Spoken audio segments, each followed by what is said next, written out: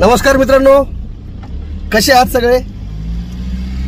बघू शकता आम्ही निघालो आहे नागपूरला रात्री निघालो होतो। प्रवासामध्ये असताना एक ठिकाण दिसते आम्हाला, यवतमाळ जिल्ह्यातलं कळंब तालुक्यातील हे चापरडा गाव आहे आणि या चापरडा गावाच्या मध्येच हे एक ठिकाण दिसते, त्याचं नाव आहे झानंग भूमी।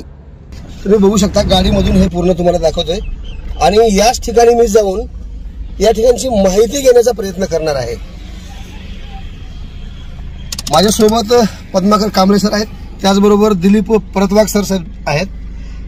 आम्ही तिघे पण आता या ज्ञानभूमीमध्ये प्रवेश करणार आहोत, कारण तुम्हाला दाखवतो हे वास्तू किती सुंदर असं गेट बनवलेलं आहे। वास्तू आहे का नेमकं इथं काय आहे हे पूर्ण मी जाणून घेण्याचा प्रयत्न करणार आहे। ज्ञानभूमी असं या ठिकाणाला नाव देण्यात आलेलं आहे। तुम्ही बघू शकता हे बोर्ड, ज्ञानभूमी चापरडा असं या गावाचं नाव आहे। तुम्हाला मी थोडंसं झूम करून दाखवतो।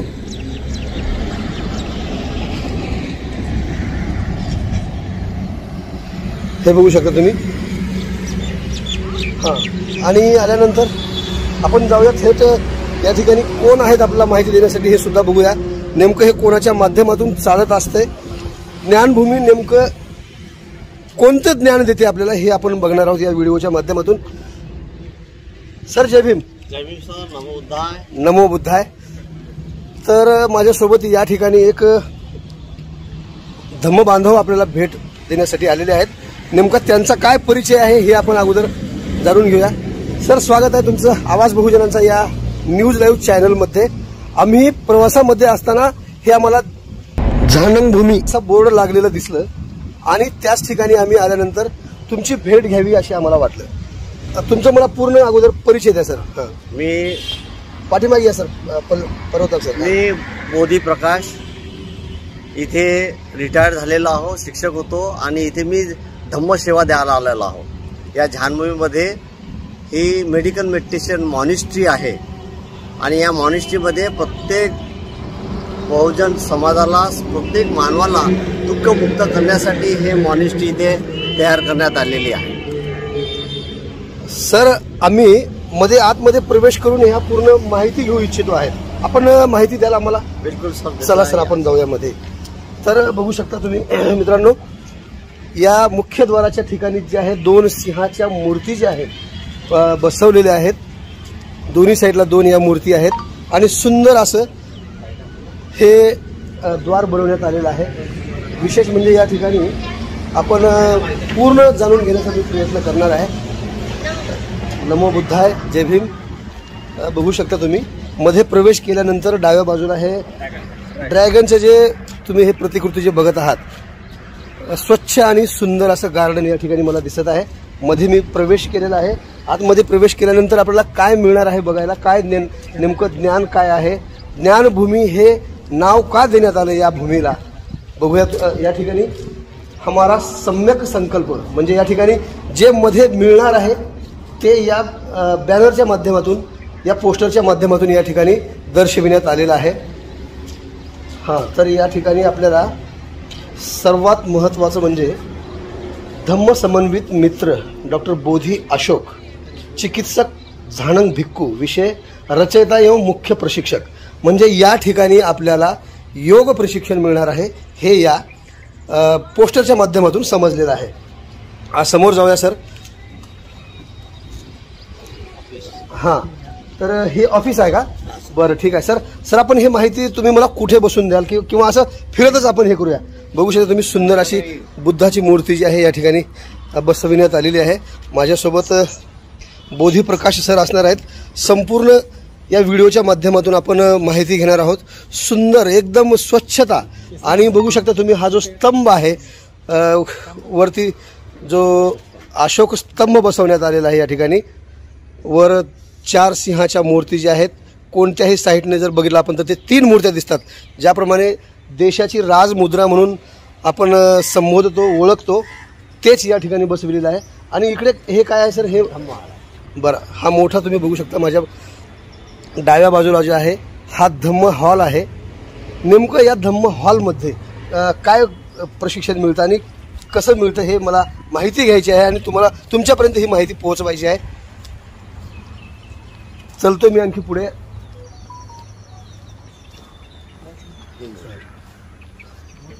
सुंदर सुंदर अशा मूर्त्या या ठिकाणी बसवण्यात आलेल्या आहेत. हां, समोर या सर, समोर या. आपण खूप छान बघू शकता ही मूर्ती. अशा सुंदर वातावरणामध्ये इतकं आम्हाला हे प्रसन्न या ठिकाणी वाटत आहे की आम्ही कुठे आलो आहोत असं आम्हाला जाणवतंय. बघू शकता तुम्ही. बोधीप्रकाश सर आपल्याला माहिती देणारच आहे. तत्पूर्वी मी हा पूर्ण तुम्हाला परिसर दाखवतो आहे आणि संपूर्ण माहिती घेण्यासाठी आता मी थोड्याच वेळात काही क्षणात सुरुवात करणार आहे. सर, आपण या ठिकाणी थांबूया आणि मग तुम्ही मला पूर्ण माहिती द्या. जाऊया का पुढे? बरं, ठीक आहे, ठीक आहे. हां, चला पुढे. इथे जे उपासक आणि उपासिका जे इथे येतात, जे ध्यान करायला येतात, 5 दिवसीय शिबिर असते इथे. MBBS course, MBBS course mind body balancing साधना, हे इथे जे 5 दिवसाचा सक्रिय उपश्रम जे डॉक्टर भंतेजी जे आहेत ते शिकवतात इथे. आणि इथे निवासी 100 लोकांना राहण्याची व्यवस्था. बरं. आणि हे जे डॉक्टर मित्र बोधी अशोक जे भंतेजी आहेत हे स्वतः डॉक्टर आहेत. एमबीबीएस, एमडी, सेवाग्राम मेडिकल कॉलेजला प्रोफेसर होते, सांगवी मेडिकल कॉलेजला प्रोफेसर होते आणि मग स्वतःच्या पैशाने ही सर्व मॉनिस्ट्री भंतेजीनं बनवलेली आहे. सर, हा परिसर जो आहे एकूण किती क्षेत्र आहे या परिसराचं? किती एकर मध्ये हे ज्ञानभूमी वसलेली आहे? सध्या हे टोटल येणे 18 एकर येणे झालेलं 18 एकर मध्ये आहे. आणि याच्यामध्ये हे भंतेजीचे एक स्वप्न आहे की इथे मला जवळपास 500 एकर जमीन घेऊन जवळ नालंदा विश्वविद्यापीठ तयार करायचा त्यांचा असा संकल्प आहे. इथे किती वर्षापासून या ज्ञानभूमीची सुरुवात करण्यात आलेली आहे? जवळपास इथे 15 वर्ष झालेले आहेत. म्हणजे जमीन घेतली त्यावेळेसपासून त्यांचं हे काम चालू आहे. आणि हे पूर्ण आता सेंटरचं इथचं काम हे पूर्ण झालेलं आहे. अजून एक टेकडीवर पुन्हा दुसरा प्रोजेक्ट नंतर आता 2-3 महिन्याने सुरू होणार आहे. बघू शकता मित्रांनो, यवतमाळ जिल्ह्यातील कळंब तालुक्यातलं चापर्डा या छोट्याशा खेडेगावामध्ये इतके विशाल महाकाय ज्ञानभूमी स्थापन करण्यात आलेली आहे. आणि प्रकाश बोधी सर माझ्यासोबत या ठिकाणाची सविस्तर माहिती देण्यासाठी जोडले गेलेले आहेत. तुम्ही बघू शकता हा परिसर जो बघितला तुम्ही प्रत्यक्षात येऊन तर तुमच्याही लक्षात येईल. सुंदर असं हे बघा, इकडे दुसराच हॉल आहे. पहिल्यांदा मी तुम्हाला दाखवला होता धम्म हॉल. आणि आता हा कोणता हॉल आहे सर? याबद्दल काय माहिती सांगता येईल आपल्याला? इथे जेवढे काही दुःखात असेल कोणी लोक तर त्यांना दुःखमुक्त करण्यासाठी इथे हे पंचकर्माचं हॉस्पिटल आहे, पंचकर्मासाठी. आणि नंतर इथे एक भिक्षूंना प्रशिक्षण द्यायचा की प्रत्येक व्यक्ती दुःखातून मुक्त कसं होईल हे इथं शिकवल्या जाते. हे ट्रेनिंग सेंटर आहे इथे. व्हेरी गुड, खूप छान माहिती सर. हां हां, आपण पुढे पण जाऊया. सुंदर असे वृक्ष लावून या ठिकाणी सजविण्यात आलेलं आहे. अनेक तथागतांच्या मूर्ती या ठिकाणी प्रथमदर्शी बसवण्यात आलेल्या आहेत, जेणेकरून बुद्धाच्या प्रतिरूपाकडे बघितल्यानंतर माणसाला आपण कोण आहोत याची जाणीव होते. सर, मला आणखी काही बरीच माहिती घ्यायची आहे. आपण पुढे जाऊया. आता मला कुठे नेणार आहे तुम्ही? तुमच्या हिशोबाने मला पूर्ण ही माहिती देत चला. आपण चलत चलत बोलूया. हां, आता समोरचा जो आहे इकडे जे हॉल आहेत ते कोणते हॉल आहेत सर? हे इकडे इथे राहण्याची सर्व व्यवस्था आहे. इथे जे लोक जे शिबिरार्थी येतात ते शिबिरार्थीसाठी इथे आहे. हे ध्यान करायसाठी ह्या गार्डन तयार करण्यात आलं. बरं, हे ध्यान करण्यासाठीचं जे आहे हे गार्डन बोधिवृक्ष जे आहे, पिंपळाचे झाड आपण ज्याला म्हणतो बोधिवृक्ष.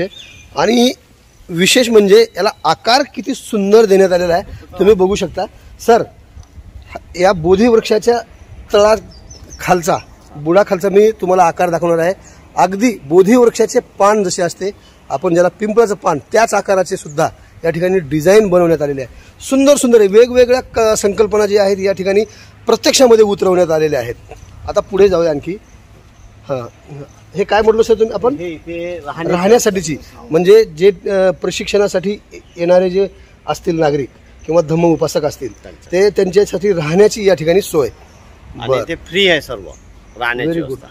कोणत्याही सर प्रकारचं- सर हे प्रत्येक तुम्ही फ्री आहे मोफत आहे असं सांगत आहात, मग मला प्रश्न पडतो की हे नेमकं कोणाच्या माध्यमातून चालतं? याला आर्थिक स्वरूप जे आहे, आर्थिक मदत सहकार्य जे आहे कुठून नेमकं होतंय? ते डॉक्टर मित्र बोधी अशोक जे हा. भंतेजी आहेत हा. हे स्वतः डॉक्टर हा. आहेत, MBBS MD आणि याची स्वतःची प्रॅक्टिस आहे. बर. सोनोग्राफी, सिटी स्कॅन, EMR याचे ते स्पेशल डॉक्टर आहेत. हा. आणि त्यांनी 30-35 वर्ष त्यांनी प्रॅक्टिस करून जो त्यांनी मेहनतीने जे पैसा कमवला तो सर्वच्या सर्व हा झानभूमीला लावलेला आहे.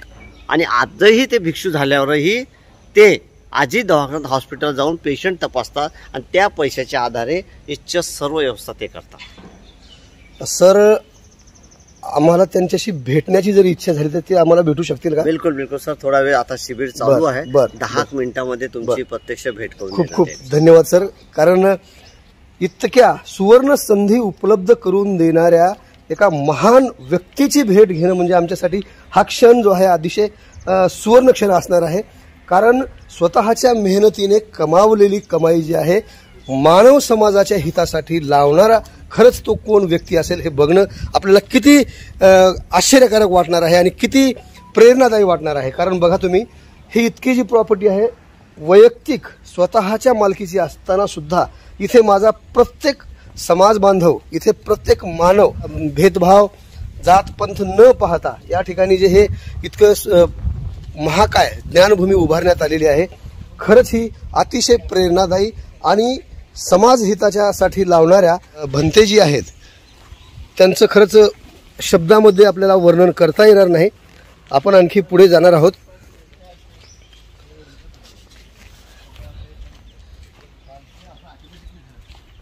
हां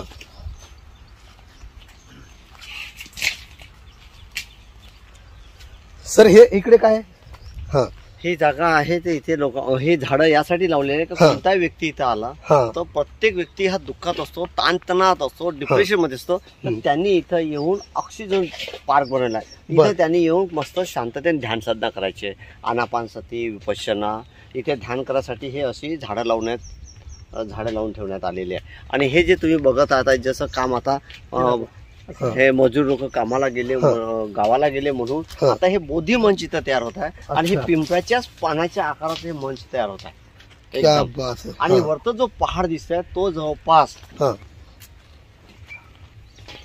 वरतो 13-14 एकर जो जमीन आहे तिथे हा. वर हा. तो पूर्ण पहाड आहे आणि तो पण येणे झालेला आहे. आणि तिथे 37 फुटाची बुद्धाची मूर्ती उभारण्यात येणार आहे. आणि काही दिवसामध्ये 2 ते 3 हजार साधक एका वेळेस ध्यान साधनाला बसणार, एवढं मोठं तिथं धम्महाल सुरू करण्यात येत आहे. खूपच छान माहिती देतात सर. आणखी मला या ठिकाणी उत्साह माझा वाढत आहे की किती सुंदर तुम्ही माहिती देत आहेत आम्हाला. हां समोरून याच परिसराच्या मधून जो आहे हे वाहता ओढा एक दिसतो आहे. हां त्या संदर्भात मी माहिती विचारणार आहे. पाणी असतं. 12 महिने पाणी असते. बर, नेमकं हे पाणी कुठून येत असते? हे पहाडावरूनच येत असते. हां हां हां डोंगरामधून पाणी. चालूया आपण पुढे. सहज जरी आपण आलो तर या ठिकाणी किती सुंदर बसण्यासाठीची व्यवस्था आणि 18 एकर इतक्या जागेमध्ये हे ज्ञानभूमी स्थापन करण्यात आलेली आहे. बघू शकता तुम्ही. सर माझ्यासोबत प्रत्येक गोष्टीची माहिती सविस्तर देण्यासाठी जोडले गेलेले आहेत. हां सर. आणि इथे पण हे जे झाडं लावण्यात आलेले आहे, इथे टेबल ठेव, इथे फक्त ध्यान करायचं आहे. बर. ध्यान कर. आणि इथे असे पेशंट तपासले जातात हं. की ध्यानातून कसे त्याचं BP असेल, हं. शुगर असेल, हं. टोंगळ्याचा त्रास असेल, कमरेचा त्रास असेल आणि डिप्रेशन मध्ये जर कोणी असेल हं. तर त्यांना दुःखातून मुक्त कसं करायचं हे डॉक्टर मित्र भंतेजी जे आहेत बोधी अशोक हे इथे शिकवतात.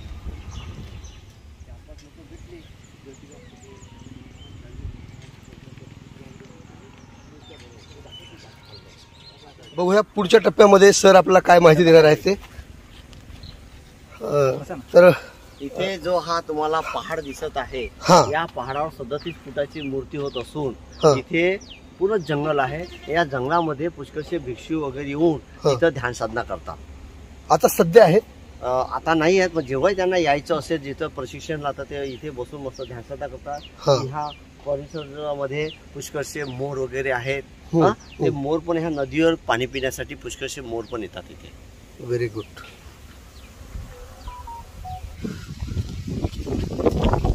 ज्ञानभूमीचा संपूर्ण परिसर आम्ही स्वतः फिरून अनुभवतोय. किती सुंदर हे बांधकाम सुरुवात आहे ही. भविष्यामध्ये या ठिकाणी अतिशय रमणीय ठिकाण आणि विशेष म्हणजे सर्वांच्या कामी पडणारं हे ठिकाण ठरणार आहे. कारण इथून आपल्याला मेडिटेशन अर्थात मौन साधना या ठिकाणी करायला मिळणार आहे. पुढे आल्यानंतर बघू शकता हा छोटा एक अशोक स्तंभ या ठिकाणी बसविण्यात आलेला आहे. सुंदर असा स्तंभ आहे. हो, very good. Padmakar Kamble sir सुद्धा सांगत आहेत हा अशोक स्तंभ आहे म्हणून. बर सर, आता पुढे कुठे जायचं आपल्याला? आता धम्म हॉलमध्ये जाऊया आपण. चला, याच ठिकाणी अशोक बोधी असं त्यांचं नाव आहे का सर? डॉक्टर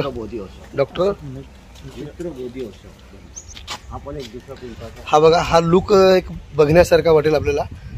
सुंदर असा उंच अशोक स्तंभ आहे. आणि सर, आणखी एक बघितल्यानंतर माझ्या लक्षात आलं की हे जे दाखवलेले आहेत चित्र नागाचे दाखवलेले आहेत ते काय, त्याचा अर्थ आहे? ते मेडिकलचे हे मेडिकल मेडिटेशन मॉनिस्ट्री असल्यामुळे हे डॉक्टर लोकांचं ते symbol. Very good, very good. कारण दुःखमुक्ती डॉक्टर लोक प्रत्येक व्यक्तीला दुःखमुक्त करतात आणि बुद्धाचा जो मार्ग आहे दुःखमुक्तीचा ते पण इथं लोकांना दुःखमुक्त करायचं आहे म्हणून तो सिम्बॉल इथं ठेवलेला आहे. स्वतः ते जे भंतेजी आहे ते सुद्धा डॉक्टर आहेत MBBS MD, त्यांच्यामुळे तो सिम्बॉल इथे लावलेला आहे. चला पुढे जगामध्ये हा स्टॅच्यू असा सिम्बॉल हे पहिल्यांदा पूर्ण जगामध्ये फक्त चापडा झानभूमीमध्येच पाहायला मिळेल. आता आलो आहोत आपण धम्म हॉलमध्ये प्रवेश करत आहोत. बघूया मध्ये गेल्यानंतर हे धम्म हॉलच्या मधून बाहेर आल्यानंतर हे बघा किती सुंदर मूर्ती आहे. ही उभी मूर्ती आहे. सर इकडून या ना आपण, म्हणजे आम्हाला तुमच्यासोबत माहिती घ्यायला आवडेल. सर कांबळे सर, तुम्ही पण यायचं. हां, वेगवेगळ्या देशातील बुद्ध मूर्त्या ज्या आहेत, कारण मी असं का म्हणतोय, खरंच भारतातील बुद्धाची मूर्ती जी आहे ही वेगळ्या स्वरूपाची आहे. आणि थायलंड, जपान जितके देश आहेत त्या प्रत्येक देशामध्ये बुद्धाच्या रूपाच्या वेगवेगळे स्वरूप आहेत. बरोबर सर, मी जे माहिती सांगतो ते. आणि ही सुंदर मूर्ती मला वाटतं ही थायलंडमधली मूर्ती आहे, उभ्या स्वरूपाची जी आहे. सर आता आपण मध्ये जाऊया हॉलमध्ये गेल्यानंतर काय तिथे कशा पद्धतीने या ठिकाणी प्रशिक्षण देण्यात येते हे आपण बघूया. हा बघू शकता थोडा मोठा सुंदर हॉल आहे. आणि या हॉलमध्ये सर किती लोक बसतील? इथे जवळपास 100 लोकांना बसण्याचं जागा आहे. 50-100 लोकांना. बरं 50 ते 100 लोक या ठिकाणी एकत्रित योगा करू शकतात. योगा, ध्यान साधना. Very good. आणि खरंच हा योगायोग खूप छान लाभलेला आहे आम्हाला. कारण प्रवासामध्ये जाताना अचानक आमचं लक्ष गेलं या ज्ञानभूमीच्या बोर्डकडे आणि आम्ही या ठिकाणी लगेच आलो. महामानव डॉक्टर बाबासाहेब आंबेडकर व तथागतांच्या चरणी या ठिकाणी पंचांग प्रणाम करत आहेत आमचे सहकारी दिलीप परतवाग व पद्माकर कांबळे सर. इतका सुसज्ज हाल, स्वच्छ आणि किती हे सुंदर सजवण्यात आलेलं आहे बघू शकता तुम्ही.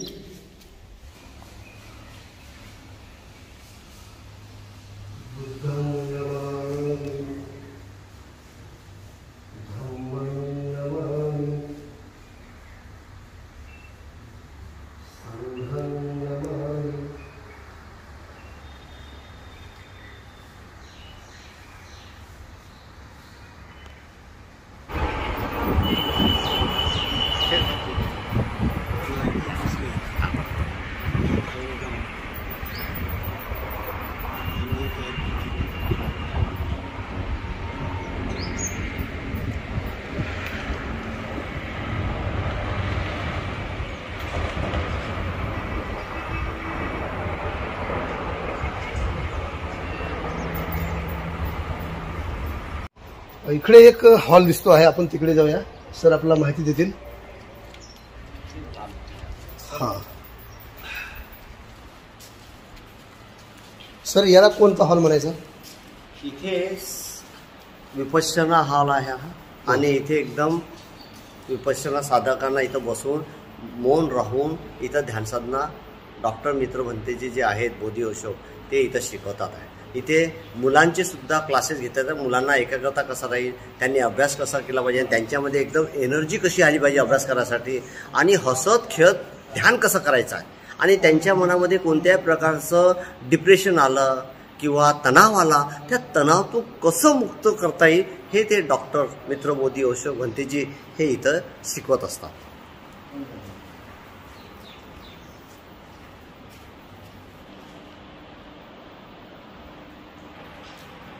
मित्रांनो, तत्पूर्वी आपण या ठिकाणी एक धम्मगुरू आपले भंतेजी आहेत, आपण त्यांच्याकडे जाऊया, परिचय घेऊया त्यांचा सुद्धा. या ठिकाणी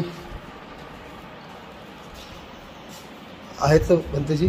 वंदामी भंतेजी. आम्ही आलो आहोत लातूर जिल्ह्यातील अहमदपूर येथून. प्रवासामध्ये होतो आणि अचानक आमचं लक्ष या ज्ञानभूमीच्या बोर्डाकडे गेलं आणि आम्हाला असं वाटलं की आपण इथे नेमकं कोणतं ज्ञान मिळते हे आम्ही बघण्यासाठी, माहिती घेण्यासाठी इथे आलो आहोत. तर आपला परिचय आणि या ठिकाणाच्या संबंधित माहिती आपण सविस्तर अशी द्याल अशी आपल्याला मी विनंती आहे. ध्यानभूमी हे म्हणजे ध्यानाचं केंद्र आहे. इथे ध्यान शिकवलं जातं. स्वतःची ओळख आपण जन्मल्यापासून बाहेर पाहत असतो आणि आपल्या इंद्रियाने, पाचही इंद्रियाने आपण बाहेर पाहतो. सगळं जग म्हणजे जिंकण्याचा प्रयत्न करतो, पण आपण स्वतःकडे पाहत नाही. सगळंच काही आपण बाहेर शोधण्याचा प्रयत्न करतो, मिळवण्याचा प्रयत्न करतो, पण आपण स्वतःकडे पाहत नाही. तर इथे स्वतःकडे पाहण्याचं शिकवलं जातं. आपल्या आतमध्ये काय आहे, तर आपल्या आतमध्ये काय आहे, रूपंग आहे म्हणजे रूप आहे, नंतर भाव आहे आणि नंतर मन आहे. तर त्या मनाच्या पलीकडे काय आहे, बोधी ज्ञान मिळवायचं आहे किंवा बोधी प्राप्त करायची आहे, तर त्यासाठी प्रयत्न करायचे आहे. तर ते इथे शिकवलं जातं. भंतेजी, इथे आल्यानंतर आमच्या मनामध्ये काही प्रश्न निर्माण होतात. किती वयोगटातील या ठिकाणी व्यक्ती येऊ शकतात? सगळ्याच वयोगटातील. 10 वर्षानंतर आहे ना मुलांना पण पाठवता येते. नंतर म्हातारे 60 वर्ष 60-70 वर्षापर्यंतचे येऊ शकतात. असं काही नाही. बरं. कोणालाही शिकता स्त्री आणि पुरुष दोन्ही. बरं. आणि विशेष म्हणजे फक्त बौद्ध समाजातीलच येऊ शकतात का इतर कोणीही? असं याबद्दल काय सांगतात? काय म्हणतात म्हणजे सगळ्या मनुष्य प्राण्यामध्ये बुद्धत्व प्राप्त करायचं बीज आहे.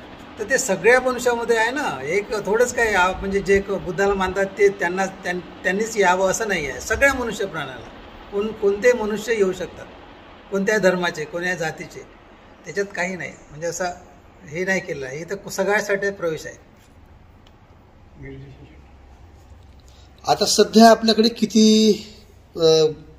नागरिक जे आहेत ते प्रशिक्षण घेत आहेत? आतापर्यंत 20,000 लोक प्रशिक्षण करून गेले आहेत. 20,000? आतापर्यंत 20,000 लोकांनी या ठिकाणाहून प्रशिक्षण घेऊन गेलेलं आहे, असं प्रकाश बोधी सरांनी माहिती दिलेली आहे. खूप खूप धन्यवाद भंतेजी. कारण आपले आभार न मानता इतकी माहिती दिल्यामुळे आम्ही तुमच्या ऋणामध्ये राहू इच्छितो. कारण हा व्हिडिओ जो आहे संपूर्ण महाराष्ट्रभरच नाही तर देशभरामध्ये आमच्या आवाज बहुजनांचा न्यूज चॅनलच्या माध्यमातून प्रसारित केला जाणार आहे.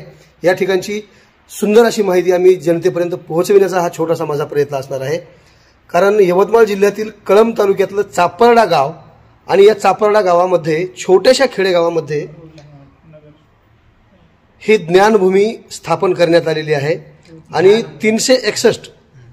361 क्रमांकाच्या हायवेला लागून, आपण मराठी भाषेमध्ये मी शुद्ध उल्लेख केला आहे ज्ञानभूमी, परंतु ते झाणभूमी असं, हां झाणंगभूमी असं हे मला वाटते पाली शब्द आहे. झाणंग, हां झाणंगभूमी अर्थात ज्ञानभूमी ही यवतमाळ जिल्ह्यातील कळंब तालुक्यातलं चापर्डा येथे आहे. तर मंडळी, ज्ञानभूमी या ठिकाणी आल्यानंतर येथील मुख्य मार्गदर्शक जे आहेत ते माझ्यासोबत आता जोडले जाणार आहेत. मी संपूर्ण माहिती, त्यांचा परिचय आणि सर्व काही इथली जी माहिती जी आहे तुमच्यापर्यंत पोहोचविण्याचा मी प्रयत्न करणार आहे. तुमच्या सर्वांचं आवाज बहुजनांचा न्यूज 9 मध्ये पुन्हा एकदा शब्द सुमनाने हार्दिक स्वागत आहे. आणि भंतेजी आपलं सुद्धा आवाज बहुजनांचा न्यूज 9 मध्ये हार्दिक हार्दिक स्वागत आहे. नमो बुद्धाय. नमो बुद्धाय. जय भीम. भंतेजी आम्ही चाललो होतो, अहमदपूरहून नागपूरला निघालो होतो आणि प्रवासामध्ये असताना अचानक आपल्या या ज्ञानभूमीचा जो बोर्ड आहे आमच्या निदर्शनास आला आणि नेमकं ही ज्ञानभूमी कशाची आहे, नेमकं इथं काय ज्ञान मिळतंय हे जाणून घेण्याची माझी इच्छा झाली आणि त्याच निमित्ताने मी आपल्या इथे आलो आहे. मला पूर्ण तुमचा अगोदर परिचय आणि इथील माहिती द्याल अशी मी आपल्याकडून विनंती करतो. जय भीम. नमो बुद्धाय. मित्रांनो, माझं नाव आहे डॉक्टर बोधी अशोक. MBBS केलेलं आहे, MD केलेलं आहे, 20-25 वर्ष कॉलेजमध्ये शिकवलेलं आहे, 40 वर्षापासून मी प्रॅक्टिस करत आहे आणि by profession I am radiologist. आणि हे जे ध्यानभूमी म्हणून राहिले तर हे ध्यानभूमी नाही, ही झानंग भूमी आहे. आणि हा झानंग शब्द पाली प्राकृत भाषेतला शब्द आहे आणि हजारो वर्षापासून जी प्राचीन संस्कृती आहे आमची श्रमण व्यवस्था, त्या श्रमण व्यवस्थेची जी प्राचीन भाषा आहे प्राकृत पाली, त्याचा हा शब्द आहे. आणि हा शब्द आहे, ह्या शब्दावरच महावीरांनी आपले जीनसूत्र ठेवलेले आहे आणि एका समाजाला नवीन तऱ्हेने धर्म समजून सांगितलं आहे. ह्याच झान शब्द पाली भाषेमध्ये सुद्धा आहे आणि बुद्धांनी हा शब्दाचा उपयोग करूनच देशना दिलेली आहे. तर हा जो झानंग शब्द आहे याचाच अर्थ संस्कृतमध्ये ध्यान झाला, संस्कृतपासून मराठी हिंदी निघाली आणि त्याला आपण ध्यान म्हणतो. हा झान शब्द चायनामध्ये जाऊन चांग झाला, जपानमध्ये जाऊन झेन झाला आणि महत पैगंबरांनी अरबस्थानात त्याला रमझान म्हटलं. हा मुसलमानाचाही शब्द आहे, जैनाचाही शब्द आहे, बुद्धाचाही शब्द आहे. आणि झानपासून मग ध्यान झालं, ते हिंदू लोक जे ध्यान म्हणतात तर झानपासूनच त्याचा विस्तार झालेला आहे. आणि त्याच्यानंतर सगळे गुरु नानकनी त्याला ध्यान म्हटलं आहे, ध्यान म्हटलेलं आहे. तर गुरु नानकचा हा शब्द आहे. तर हा आधार आहे येथील श्रवण व्यवस्थेचा. झान हा शब्द आधार आहे. इथे जे ऋषीमुनी होऊन गेले, कपिल मुनी, उपनिषदचे ऋषी मुनी होऊन गेले, महावीर, बुद्ध होऊन गेले, तर यांनी एक विज्ञान शोधून काढलेलं आहे. हे असं विज्ञान ज्याच्यानं प्रत्येक मनुष्य स्वस्थ होऊ शकतो, समर्थ होऊ शकतो, समृद्ध होऊ शकतो, प्रबुद्ध होऊ शकतो, जीवनाच्या चांगल्या अवस्थेला प्राप्त होऊ शकतो, असं ते विज्ञान शोधून काढलं. त्या विज्ञानाला त्यांनी म्हटलेलं आहे योग. आणि योगाचा एक भाग ध्यान आहे. तर बुद्धाच्या अगोदर जो योग होतं त्याच्यानं माणसं संत बनायचे, महात्मे बनायचे, पण ते दुःखातून मुक्त नाही व्हायचे आणि ते बुद्ध होत नव्हते. तर सिद्धार्थ गौतमांनी संपूर्ण योग शिकून घेतला. यम, नियम, आसन, प्राणायाम, प्रत्याहार, धारणा, ध्यान, समाधी शिकून घेतलं. ते सिद्ध झाले पण ते बुद्ध झाले नाही आणि ते दुःखातून मुक्त नाही झाले. अखिल मानव समाज हा दुःखात आहे, अस्वस्थ आहे. त्यांना स्वस्थ कसं करायचा, दुःखातून मुक्त कसं करायचं, मग त्यांनी कठोर तपश्चर्या केली पिपाच्या झाडाखाली आणि बोधी संबोधी प्राप्त केली. त्याच्यात त्यांना माहीत पडलं की दुःखातून मुक्त कसं व्हायचं, दुःख कसं निर्माण होते त्याच्या 12 कड्या आणि दुःखातून मुक्त कसं व्हायचं त्याच्या 12 कड्या, अशा 24 कड्या त्यांनी शोधून काढल्या आणि ते जे सिद्ध होते बुद्ध झाले. बुद्धावरून ते सम्यक संबुद्ध झाले आणि त्यांना एक नवीन मार्ग माहीत पडला मानवतेला जोडण्याचा आणि दुःखातून मुक्त करण्याचा. आणि त्यालाच त्यांनी म्हटलेलं आहे धम्म. त्यांनाच त्यांनी म्हटलं आहे बोधी संबोधी. आणि त्याच्यावर त्यांनी सूत्र निर्माण केले आणि समाजाला दिले. आणि तर त्या आधारावर ही झानभूमी तयार केलेली आहे. ती प्राचीन जी श्रमण संस्कृती आहे तर त्या श्रमण संस्कृतीद्वारे ध्यान, ज्ञान, योग आणि बुद्धाची बोधी संबोधी शिकवण्यासाठी तयार केलेली आहे. आणि त्याचाच विकास मग इकडे बोधी धर्माने केलेला आहे, तिकडे आतिशानी केलेला आहे, तिकडे डोझेनी केलेला आहे, चायनामध्ये लाओसे, कन्फ्युशियस, थुस्रन, तिकडे पायथागोरसनी यांनी सगळ्यांनी याला समजून घेतलं आणि विस्तार केला. तर तो समजून घेऊन आपण कसं बाबासाहेबचं स्वप्न पूर्ण करू शकतो, पूर्ण भारत बुद्धमय करण्याचा. तर खूप खोलात अभ्यास करून मी डॉक्टर आहे तर मेडिकलचा अभ्यास केला आणि मेडिकलचा अभ्यास करून बुद्धाच्या ध्यानाज्ञानाशी त्याला जोडलं आणि एक मेडिकल रिझल्ट ओरिएंटेड बुद्धिझम तयार केलेला आहे. आणि त्याला आपण नाव दिलेलं झानभूमी. तिथे कोणीही आलं तर त्याचं शरीर मन स्वस्थ कसं करायचं, पॉझिटिव्ह कसं करायचं, आणि पॉझिटिव्ह करून त्याच्याला दुःखातून कसं मुक्त करायचं ह्या आधारे सगळं तयार केलेलं आहे. तिथं कोणी आलं तर आम्ही 5 दिवसाची ते शिबिरे घेतो. त्या शिबिरामध्ये त्या शरीर कसं स्वस्थ करायचं, मन कसं चांगलं करायचं, तृष्णा कशी निर्माण होते, त्याला खतम कसं करायचं हे शिकवून त्याला एक नवीन जन्म कसा द्यायचा, नवीन जीवन कसं द्यायचं. आणि ते असा विचार, असं जीवन की जिथे सगळे मानव एक दुसऱ्याशी जोडले जातात. हे बुद्धाने शोधून काढलं सत्य की जीवनाचं सत्य काय आहे. तर जीवनाचं सत्य हे आहे की इथं सगळं अनित्य आहे, अनात्म आहे, दुःखमय आहे. पण त्या अनित्याच्या पार काही नित्य आहे, अनात्माच्या पार आत्मा आहे, दुःखाच्या पार सुख आहे. आणि त्या अनित्य अनात्माच्याही पार जग आहे, आत्म अनात्माच्याही पार जग आहे, आणि सुखदुःखाच्याही पार कशी अवस्था आहे ते बुद्धाने शोधून काढली, इथं ठेवली. तर त्या आधारे इथं आम्ही एक नवीन झानभूमी तयार केली. इथे बुद्धा झानंग गुरुकुल तयार केला, एक आश्रम तयार केला. की प्राचीन ऋषीमुनी जसे आश्रम तयार करायचे आणि लोकांना शिकवायचे, तर त्या तऱ्हेचा आश्रम गुरुकुल तयार केलेला आहे. आणि हा सर्व धर्मी आहे, कारण हा जो शब्द आहे झानंग हा गुरु नानकचा आहे. हा ऋषी आपल्या भारतात जे ऋषी मुनी झाले उपनिषदचे त्यांचा शब्द आहे, हा कपिलचा शब्द आहे, हा पैगंबराचा शब्द आहे. झान तर ते रमझान म्हणतात. हा सगळ्या लोकांचा शब्द आहे. पण त्यांना याचं विज्ञानच माहीत नाही. विज्ञान माहीत नाही तर त्याचा विकास नाही. आणि विकास नाही तर सगळे धर्माच्या नावावर अधर्म करून राहिले, विनाश करून राहिले.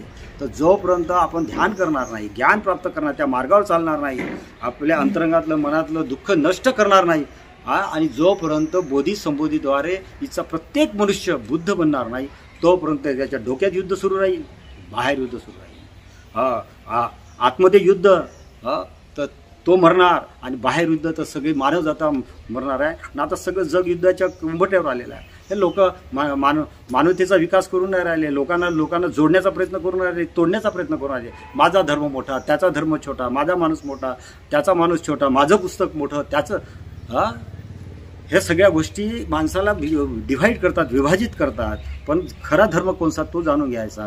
ध्यान कसं, ज्ञान कसं, ज्याच्यानं आपण वास्तविक धर्म जाणला तर धार्मिकता येते. त्या धार्मिकतेनं प्रत्येकाच्या मनात करुणा, मैत्री, मुदिता, समता, स्वतंत्रता, बंधुत्व येते, आणि एक न्यायपूर्ण व्यवस्था निर्माण होऊ शकते. आणि जर असं आपण करू शकलो तर बाबासाहेबांचं स्वप्न होतं भारत बुद्धमय झाला पाहिजे, सम्राट अशोकाचं, कनिष्काचं स्वप्न होतं, ते पूर्ण करू शकतो. आणि हे जर आपण करू शकलो नाही तर आज नाही उद्या इथं 3रं महायुद्ध झालं तर सगळं खतम होणार आहे. ते युद्ध खतम झाले पाहिजे. आणि ते तेव्हाच खतम होईल जेव्हा आपण ध्यान करू, ध्यानातून ज्ञान प्राप्त करू, प्रज्ञा जागृत करू, विद्येनं विमुक्त होऊ, बोधी प्राप्त करू, संबोधी प्राप्त करू. आणि संबोधी प्राप्त झाली का तो माणूस खऱ्या अर्थाने बुद्ध बनतो, बौद्ध नाही, बुद्ध बनतो. आणि बुद्ध झाला की युद्ध खतम होतात आणि सगळी मानवता एक दुसऱ्याशी जोडल्या जाते. तर बुद्धाने हे सत्य जाणलेलं आहे की हे जे आपण आहोत, हे आपलं अस्तित्व आहे, याचं सत्य आहे की हे परस्पर निर्भर आहे आणि परस्पर रिलेटेड, इंटर रिलेटेड आहेत. आपण हे कोणीच माणूस दुसऱ्या माणसापासून अलग अलग नाही आहे. आपण इथे झाडाशी जोडलेला, सूर्याशी जोडलेला, चंद्राशी जोडलेला, पाण्याशी जोडलेला, सगळ्याशी जोडलेला. ह्याच्यातली एकही गोष्ट नष्ट झाली तर आपण नष्ट होतो. तर हे परस्पर निर्भरता सत्य आहे. आपण इंटर रिलेटेड आहोत हे बुद्ध सांगतात. हे सत्य, आणि हे सत्य ज्यांनी जाणलं ध्यान, ज्ञान, योग, समाधी आणि धम्माच्या माध्यमातून, तर सगळे मनुष्य एक दुसरे जोडतील आणि मग त्यांच्यात मैत्री निर्माण होईल, करुणा निर्माण होईल. मैत्री करुणा निर्माण झाली तर सगळे आनंदात जातील. आनंदात झाले तर मग ह्या देशामध्ये एक समता येईल, स्वतंत्रता येईल, बंधुता येईल, न्याय येईल. त्याच्यासाठी ही झानभूमी तयार केलेली आहे. आणि हे सर्व धर्मीय आहे, सर्व संप्रदायाची आहे. इथे पूजा होत नाही, इथं पाठ होत नाही, इथे प्रार्थना होत नाही, इथे फक्त साधना होते. अशी साधना ज्याच्यानं माणूस शारीरिक मानसिक दुःखातून मुक्त होईल, त्याच्या मनामध्ये प्रेम निर्माण होईल, सद्भाव निर्माण होईल, दया निर्माण होईल, करुणा निर्माण होईल, आणि एक दुसऱ्याला ते कसे मदत करतील. ह्या तऱ्हेनं हे बाबासाहेबांच्या संकल्पना येतील, बुद्धाच्या संकल्पना येतील, सम्राट अशोक कनिष्कच्या संकल्पना येतील. हे एक मानवीय दृष्टिकोन तयार केली आहे. आणि मी बाय प्रोफेशन डॉक्टर आहे, आणि डॉक्टर मला त्याचा कोणता धर्म, फक्त लोकांना दुःखातून मुक्त करण्याचा धर्म आहे. ते ह्या आधारे ही झानभूमी तयार केलेली आहे. तिथे सर्वांना आवाहन करतो की सगळे इथे या. हे मैत्रीपूर्ण इथं शिकवलं जाते. इथे कोणी गुरु नाही, कोणी शिक्षक नाही, याक आम्ही मित्र आहोत. आणि मैत्रीच्या नात्यानंच आपण शिकतो. आणि बुद्ध म्हणतात की मी याच्यानंतर जो कोणी येईल तो मैत्री बुद्ध राहील. तर मैत्रीने जग जोडू शकते. आणि हाच सनातन नियम आहे. जिथे वैर असते तिथे वैर निर्माण होते, घृणा असते तर घृणा निर्माण होते, प्रेमानं प्रेम निर्माण होते. तर बुद्ध म्हणतात वैर नाही अवेर, आणि हाच सनातन धर्म आहे. तर तुम्ही इथे या आणि इथे शिका. इथं निःशुल्क शिकवल्या जाते, पैसा लागत नाही, खूप सुंदर बनवलेलं आहे. इथं कोणी आलं राहिलं तर त्याची तर पाहिल्याबरोबर त्याच्या अर्ध्या मेंबऱ्या गायब होतात. आणि मग इथे आमच्याकडून ते वास्तविक धर्म शिकून घेतला, ध्यान शिकून घेतलं, ते ज्ञान शिकून घेतलं, ते विज्ञान शिकून घेतलं, तर त्याच्या मनाचा विकास होते, शरीराचा विकास होते, प्रज्ञेचा विकास होते, चेतनेचा विकास होते. आणि ती चेतना इतनी विस्तारित होते, विशाल होते. ते दर्शन भी दर्शन बनते, ती जे ज्ञान आहे ते विज्ञान बनते. अशा तऱ्हेची ते चेतना विकसित होते की बुद्ध स्वतःमध्ये सगळ्याला पाहतात आणि सगळ्यामध्ये स्वतःला पाहतात. म्हणून बुद्ध म्हणतात तिथं परमात्मा नाही, पर आत्मा नाही, there is no other soul. इथं दुसरा कोणी नाही, मीच आहे आणि माझीच अभिव्यक्ती आहे. जसं सागर असते, हजारो त्याच्यात लाटा असतात आणि त्या लाटा अंदर जातात, पाहतात अरे मी लाट नाही आहे, मी सागर आहे, आणि प्रत्येक सागरात लाट आहे आणि त्याच्या बाहेर अनंत विशाल सागर आहे. असंच चेतनेच्या विस्तारामध्ये आपण निर्माण झालेल्या लाटा आहोत आणि आपण एक दुसऱ्यापासून अलग नाही आहे. सागर एकच आहे, धर्म एक आहे, आकाश एक आहे, पृथ्वी एक आहे, सूर्य एक आहे, चंद्र एक आहे, चेतना एक आहे, सगळे मानव एक आहे. त्या दृष्टिकोनातून आपण येऊ, एका नव्या मानवतेचा जन्म करू, नवीन संस्कृती, नवीन सभ्यता निर्माण करूया आणि मानवतेला जोडूया. इच्छे युद्ध खतम करू, इच्छे झगडे खतम करून, सगळ्या दुःखाचा नायनाट करून एक नवीन संस्कृती तयार करूया. नमो बुद्धाय, नमो धम्माय, नमो संघाय, नमो बोधिसत्वाय. आणि सगळ्या लोकांना माझा सप्रेम जय भीम, नमो बुद्धाय. साधू साधू साधू. मित्रांनो, जे प्रश्न माझ्या मनामध्ये निर्माण झाले होते ते प्रश्न विचारण्याची आवश्यकताच या ठिकाणी पडली नाही खऱ्या अर्थानं. कारण धम्मगुरूंनी जे सांगितलेलं आहे प्रत्येक प्रश्नाचं उत्तर मी विचारण्याच्या अगोदरच मिळालेलं आहे. त्यामुळे आता प्रश्न विचारण्याची आवश्यकता नाही. हा व्हिडिओ तुम्ही कितीही वेळेस जरी बघितलो तर ते निश्चितच आपल्याला प्रेरणादायी ठरणार आहे. जितका तुम्हाला हा व्हिडिओ शेअर करता येईल तितका शेअर करत चला. प्रत्येक दुःखाचं कारण आहे आणि त्या कारणाला उपाय आहे, असं भंतेजीच्या या छोट्याशा शब्दरूपी प्रवचनातून आपल्याला उत्तर मिळालेलं आहे. भंतेजी, आम्ही आपले खूप खूप आभारी आहोत. पुन्हा आम्ही तुम्हाला निश्चितच भेटण्यासाठी येऊ. साधू साधू साधू.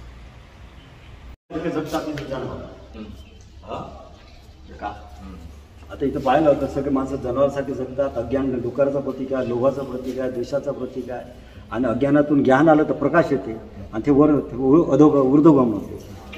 अज्ञानातून अंधकारात गेले, अहंकारात गेले तर अधोगमन अंधारात जातात. मग माणूस जन्म लागत जनावरांसारखा जगते. त्याला जर जागृत करायचं असेल तर त्याच्या आधी पुस्तक वाचावं लागतं. तर पुस्तक वाचल्याने अहंकार आला का तो मग असुर बनते, लुटण्याचा प्रयत्न करते. डॉक्टर, इंजिनियर, वकील लुटतात, दुसरे लोक लुटतात. मग काही लोक लुटतात, देतच नाही तर ते प्रेत लोक होते, दुखात आहे, पोट वाढलं, आग आहे तोंडात, दुःख. मग काही लोक विक्षिप्त होतात, नरकात जातात, पागल होतात. तर आपण एज्युकेशन सोबत मेडिटेशन केलं तर हे मेडिटेशन मनुष्य लोक इथं मेडिटेशन करू राहिले दिसते ना, दिसते. आणि हा तू स्तूप आहे दिसते, इथं शिकून राहिले, इथं स्तूप आहे. आता आपण काही बनवलं नाही, हे आता मी पाहिलं तर मला इथं बुद्ध शिकवून राहिले, ध्यान करून राहिले, स्तूप आहे, इथं सेवा करून राहिले, हे प्रामाणिकपणाने शेती करून राहिले, इथं सूर्य उगवलेला आहे. आणि इथं हे तीर्थयात्रा करून राहिले, सेवा करून राहिले, चांगले काम करून राहिले, बुद्धचं इथं ध्यान शिकून राहिले. आणि त्याच्यानंतर देवलोक आहे आणि त्याच्यानंतर बुद्ध लोक आहे, जिथं समजा आहे सगळे. तर हे तुम्हाला दाखवून राहिले ना, तेव्हा इथं दिसते नाही, तर हे आपोआपच बनलं ते. ते याच्यात आपलं काहीच नाही ना, म्हणजे आपण विचार नाही केला, ते बनवलं आणि ते तसंच झालं. जसे इथं पाच बसून ध्यान करून राहिले आणि इथं हे इथं सूर्य उगवलं. आणि तुम्ही पहा, सकाळी 6 वाजता उठू तर इथूनच सूर्य उगवते. सकाळी 6 वाजता पहा तिथूनच सूर्य उगवते. देशामध्ये अनेक डॉक्टर MBBS MD झालेले आहेत, प्रोफेसर झालेले आहेत, परंतु त्या लोकांनी अशी संकल्पना कोणीही केली नाही. नेमकं ही तुम्हाला संकल्पना कशी सुचली की आपण हे केलंच पाहिजे? पण आईवडील गरीब आपले, अनाडी सडकीवर काम करायचे, तर त्यांना पाहिलं की आपण शिकलो नाही, ते असेच सडकीवर काम करतील. आणि म्हणून आपण जाणीवून अभ्यास केला, बाबासाहेबच्या मुवमेंटमध्ये काम केलं, बाबासाहेब प्रेरणा घेतली, तर आपला MBBSला नंबर लागला, MD झाला. मग MD झाल्यानंतर अरे आपण बाबासाहेबाच्या मिशनला हातभार लावला पाहिजे, तर पैसा पाहिजे, तर नोकरीत पैसा नव्हता भेटत, तर प्रॅक्टिस टाकली. आणि प्रॅक्टिसमध्ये मी 150, 200, 300 कोटी कमवले. मग याचं काय करायचं, तर बाबासाहेबांचं आपल्या ऋण आहे, बुद्धाचं आपल्या ऋण आहे, तर संपूर्णच मी पूर्णच डोनेट केले. एक संस्था बनवली मित्रांची, त्याचा संपूर्ण पैसा डोनेट केला आणि त्याच्या आधारे बनवला. आणि का बनवला, कोणालाही पैसा मागितले नाही, हजारो पुस्तकं वाचले, ध्यान केलं, ज्ञान प्राप्त केलं, सगळ्या लोकांची पुस्तकं वाचले जगातले, त्याच्यात मेडिकल सायन्स टाकून तयार केलं आणि हे स्वतःच्याच पैशानं श्रमानं याच्यासाठी तयार केलं की बाबासाहेब म्हणत होते की माझ्या समाजात मी एकटा एवढं काम करू शकतो, तर 20 डॉक्टर, 20 इंजिनियर, 20 वकील जर माझ्या समाजात पैदा झाले तर भारत बुद्ध होईल.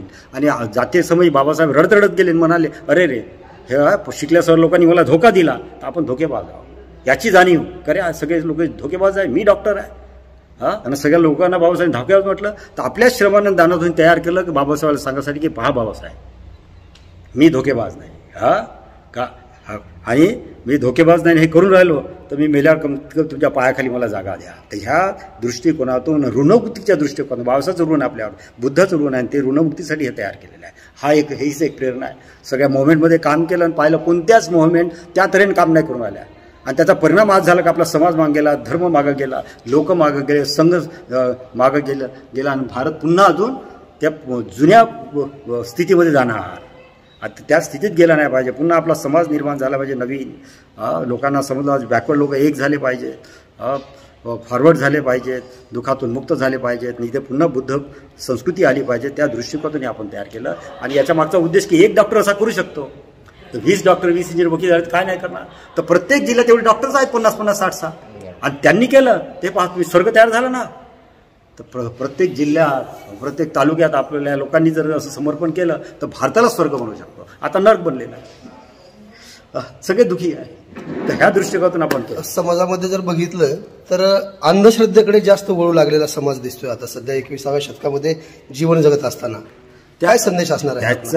त्याच्या मागचं एकच कारण आहे की माणूस पैदा होते अज्ञान घेऊन परत पैदा होते आणि ज्ञानानं श्रद्धा येऊ शकते.